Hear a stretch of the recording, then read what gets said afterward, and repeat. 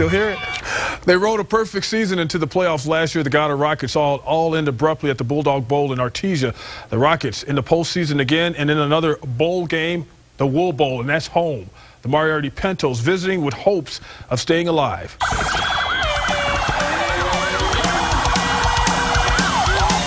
Moriarty starting it off and taking it for the first touchdown of the game, making it 7-0. That's a good start for the Pintos because they're on foreign territory at the Goddard Rockets, but Goddard coming right back. David Anaya taking it into the end zone. We'll see a lot of him tonight. Goddard tying the game at 7, still in the first. Yeah, you did good, son. Ryan Green for Goddard, looking, finding Cody French up in the air, making a nice grab, getting closer to the end zone.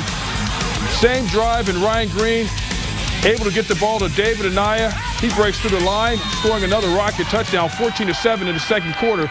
Goddard starting to roll. Same quarter, and here he comes. David Anaya with the carry. Taking it all the way for the long touchdown. No, they're not going to catch him. 21-7, Goddard starting to run away. Moriarty has the ball now, but not for long because David Anaya on the other side of the ball gets the pick, setting up this next play. And here he comes again.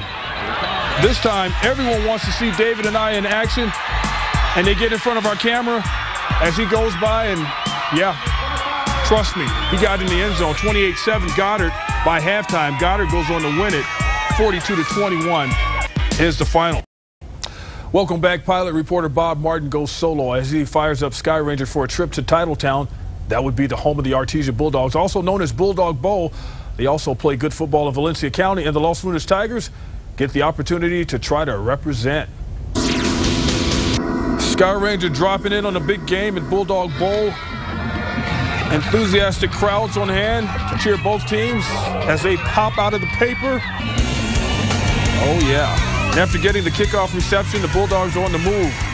But Tiger Brandon Casals breaks up a Skylar Morton pass, allowing Tiger teammate Chris Sanchez to make the interception and blast back up the field. And that making people from Valencia County very, very happy as he almost gets it all away. Valencia County quarterback Chris Wisniewski pushes in the last few yards and takes the lead, and the Bulldogs try to make the best of their next position. With this run by Zeke Montoya, he almost breaks it loose, and the Bulldog quarterback Skylar Morton trying for the 13-yard touchdown pass, deflected, and Tiger Darren Drummond would pick it off. Bulldogs still down, 7-0. Finally making some good progress. Long pass, Morton to Galvino Seiss, followed by another long one to Weston Leonard. Bulldogs getting in good field position, and the Bulldogs getting ready to score. Galvino Seiss getting another shot with this end run, and this makes it in for the first Bulldog score. It ties up the game. Artesia goes on after that with the happy Bulldog dancing to win it. 35-13 is the final. So now we're talking about 4A. 3.22% on the Spirit Stick from Cleveland. Stop it. I'm sorry, but normally they're pretty good about that. I know. I think you know, because at one time they had over 9,000 votes. Yeah, 9,000 votes, 3.22%. I think what happened, though, there was a couple of days off they had or something like that. And I don't think the word got out that well. It's Rio Rancho Public Schools, you know. Hey, I'm not saying anything. Hey, you know. You're a Rio Rancho graduate. Anyway, 4A. Let's talk about 4A. I know, right? I'm getting in trouble for that one. Okay, all right. Let's start out. First of all, let's talk about. I think Goddard is the clear favorite in 4A.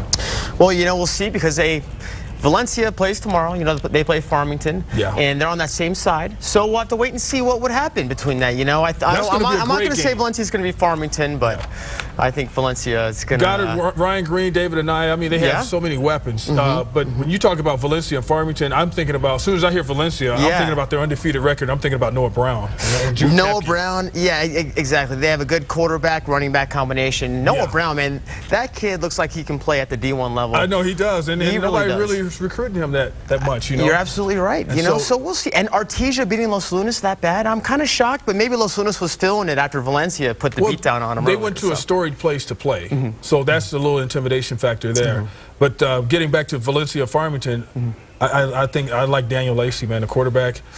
Through this show this year, I've seen that guy pull some moves that I mean, that's why they are sitting where they are right now. I actually got a chance to see the Jaguars, 3 or 4 different times, and every time I saw them, they looked like a team that you do not want to play. A team that would just go out there and be very physical with you, run the football effectively, and just dominate the entire game. They did it to Berlin, Los Lunas. So we'll see what happens. Of course, Roswell and Aztec. Roswell, Aztec's still undefeated. Yeah, and you know what? Exactly. They've kind of flown under the radar because they're always a team that goes kind of undefeated or puts together a very good season. But Roswell kind of came out of nowhere as well. They have a good James Singleton, a great playmaker. So we'll see what happens there too.